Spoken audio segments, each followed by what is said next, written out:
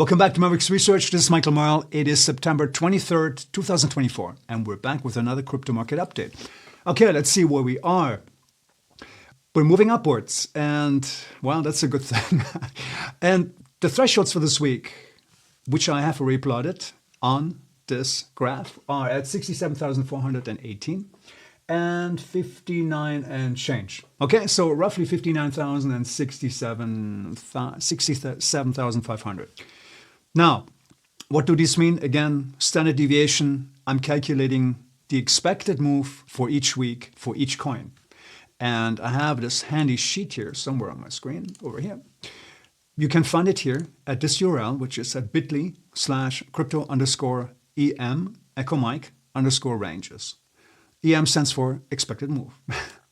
And this is looking positive, but again, like I pointed out last week, we need to cross some thresholds here. And these thresholds are, well, the first hurdle is somewhere around 65K. Yes, I know. The expected move range now pushes us above that. And that's a good thing, right? That means that if we heave our collective crypto carcass, trademark pending, above this, above 65,000, then we have a good chance to make a beeline for 68, 67.5, 68, and then finally take off. Because unless we do that, we will remain stuck in this range. There are no two ways around it, okay? It's a pretty binary equation. This threshold needs to be breached, or this threshold needs to be breached to the south side, yeah, the downside right here, okay? I think the downside at this point has maybe a 30% probability. We've been in this channel for a very long time. We've always faced rejection somewhere around the 55K mark. If you cancel this one out here, which was really a scared of children move, which happened very quickly and also was reversed very quickly, then this kind of leaves us with this support line right here. Just kind of illustrate this a little bit better. Somewhere around here. So a little bit lower than this line I've drawn. I'm really averaging this out, so there is no precise way of drawing lines. I might want to talk about that actually, especially if you're new to this channel. I see a lot of people draw lines, and I've drawn lines forever on charts, but I've always been very keen about pointing out that I wish they had a crayon tool, because fine lines don't hold up, obviously. And look at the freaking chart, right? The market doesn't abide by your bloody lines. It doesn't. It does whatever it wants.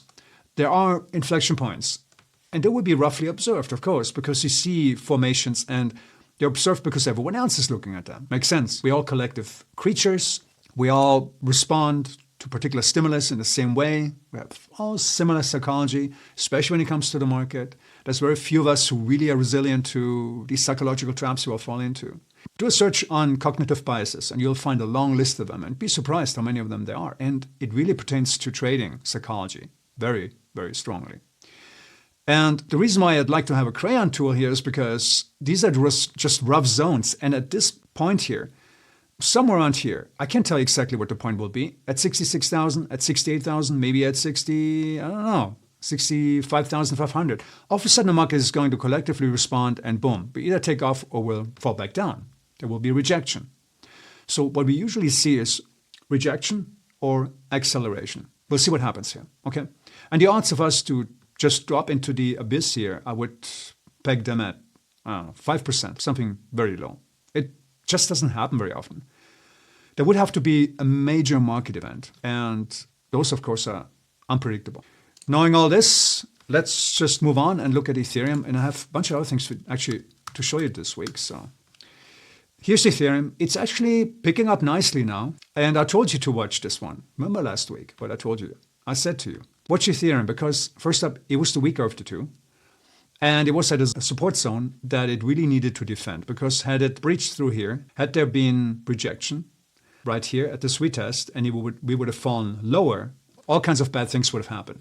So that didn't happen. And now we're moving back up, and I like the pace of things. But again, you see the inflection points right now for this week. The expected move is 2,369. This is the lower threshold. And up here we have 2,790. All right. It lines up very nicely again here and also down here. Again, done algorithmically. and not me drawing these lines around manually. And I really like how this always plays out. Beautiful. Okay, total 3. That's just altcoins, basically. Or everything, depends on your definition of altcoins, but it's everything but Ethereum and Bitcoin. Looking good. Looking good. I like it. Similar situation actually as on Bitcoin, so I'm not going to test the patience to go through all this again. Again, the upper threshold here. I don't actually have an expected move threshold for this. I could calculate it actually. If you're interested, I could probably include it as a signal in my other script that I run. But I don't think it's really that crucial because why? Well, we're not trading it. I actually have that running in a different way in regards to Veritas because they actually have recreated this exactly. And I'm measuring altcoin performance and the trend via my Kalman filters that I've showed to you several times. The Kalman filters are an integral aspect of both Gravitas and Veritas. Okay, so we've looked at the market. Again, here are the thresholds, okay? That's the URL. You can look them all up. Very easy. It's a publicly available spreadsheet on Google. And if you look for a coin that you're interested in and you want to see where it might actually break out or where it might fail, if you're planning a trade, this is a really good sheet to keep an eye on and use these thresholds. I've also taken the liberty to highlight Bitcoin and Ethereum for you. Okay, a few other things I want to show you. I don't do this very often. It's very interesting though. Let me see if I can size this up a little bit because the type is so tiny. So this is coinanalyze.net, coin analyzer. And what you should be looking at is the funding rate right here. And I see a lot of green. That means that the shorts are getting paid right now because we have a positive funding rate, so many of them. And if the Bitcoin futures contract here is slightly higher, well, then it has a positive funding rate, which means that the shorts are getting paid a small percentage. And it has to be paid actually by the longs. And it works the other way around, of course. If this is all red, for instance, this guy here, right? Reef. Right now, funding rate is negative. It's obviously down. That means, well, what I mean by down in this case is that the futures contract is trading slightly below the actual cash, right? The actual contract here, the actual token in this case. And as such, the shorts have to pay the longs. Why? Because the longs are taking the opposite side of the market. It's an incentive that keeps things in alignment. That's the idea. So they don't move away from each other. Otherwise, you could just go in and do some huge arbitrage, right? Would be awesome. Anyway, so this is how this works. Just want to show you this. And sometimes I take a look at this. So it's just going to get a quick overview of the market because it tells me pretty much everything I need to know, right? It's a little bit like reading the option chain when it comes to stocks. Another thing I sometimes look at is the old market value, realized value, Z-score. Actually, let me explain this one first because it's related, okay? So let's talk about NUPL because it also uses market value and realized value.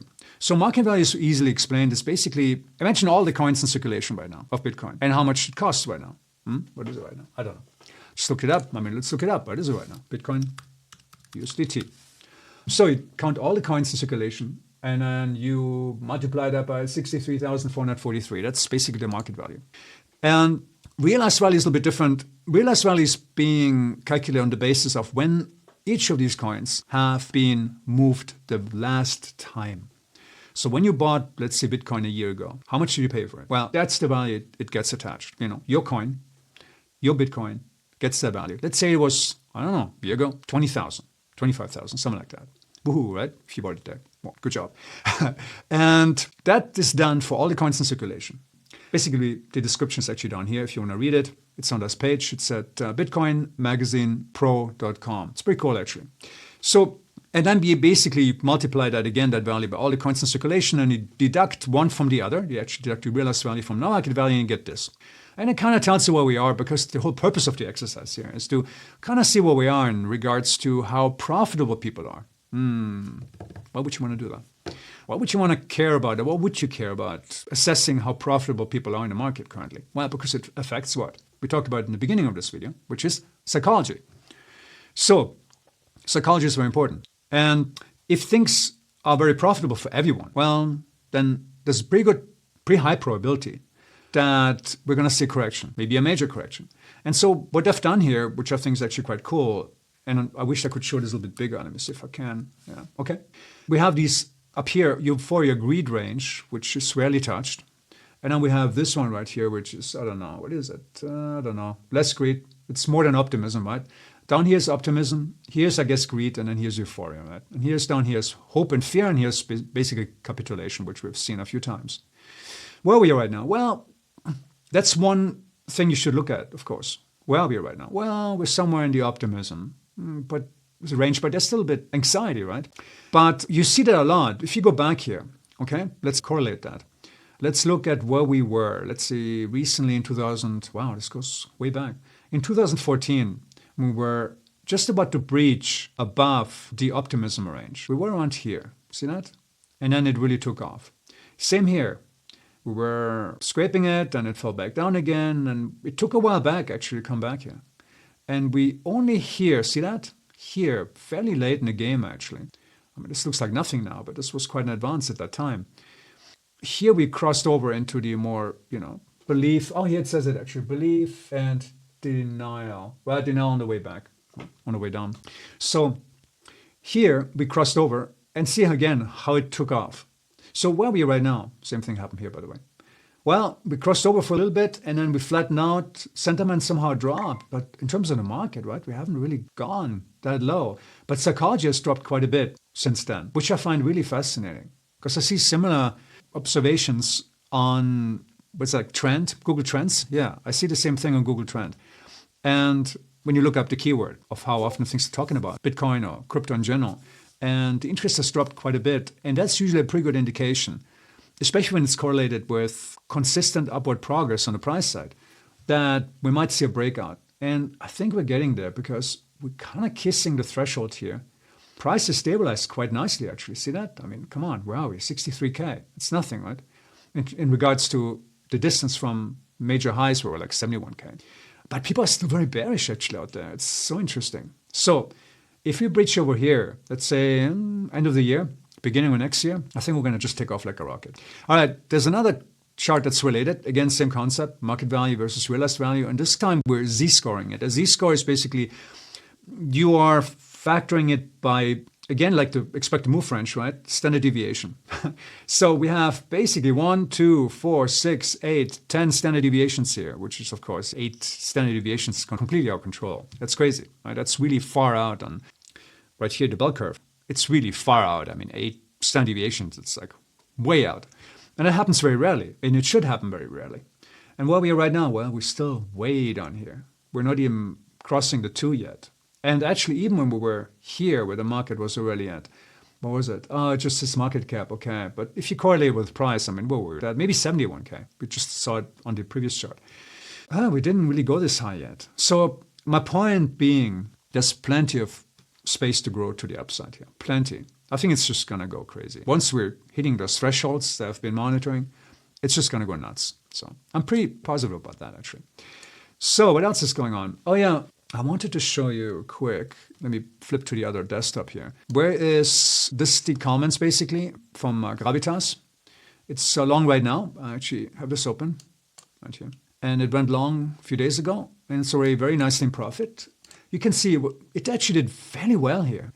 Given the chop it's been through, Gravitas has done just really phenomenally. It got hit a little bit here. This was this one point where it just barely snuck it, right? Where it barely crossed over and then took the wrong side. It should have stayed short for a little bit longer. But this happens. You can't completely optimize it. But here, look, I mean, we remained fairly flat here, doing all this chop, and I really love it. So now we're taking another whack at the long side. It's doing fairly well. It's in profits. I like it. We're already at, collectively since 2020, now at 95K now. So I'm liking it.